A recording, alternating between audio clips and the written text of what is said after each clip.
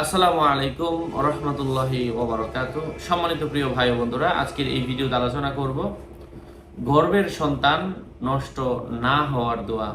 অনেকেই আছি যারা বিভিন্ন কাজের কারণে গর্ভের সন্তান নষ্ট হয়ে যায়, 9 মাস হয়ে যাওয়ার পরেও নষ্ট হয়ে যায়, বাচ্চা আর পেটের মধ্যে বাঁচে না।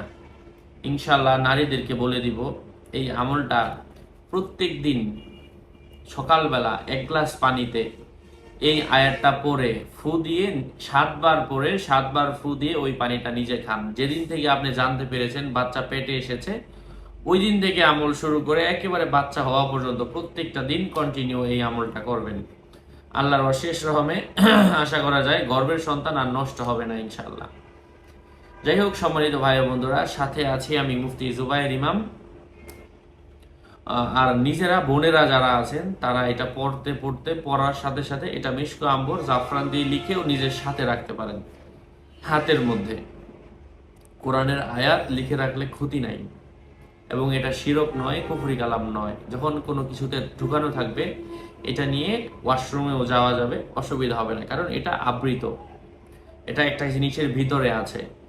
সম্মানিত ভাই ও বন্ধুরা, আমি সেই আয়াতটা তেলাওয়াত করার আগে বলে দিচ্ছি, আপনি নিজে নিজেই আমল করেন। আমি তো পরামর্শ দিলাম।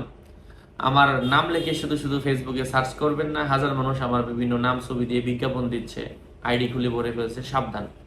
আমার পেজ পেতে চাইলে ভেরিফাই চ্যানেলে ডিসক্রিপশন বক্সে ক্লিক করলেই আসবেন, নাম ছবি থাকলে আমি না। যাই হোক, আমি আয়াতটা বলে দিচ্ছি। আউযু বিল্লাহি মিনাশ শাইতানির রাজিম। বিসমিল্লাহির রহমানির রহিম।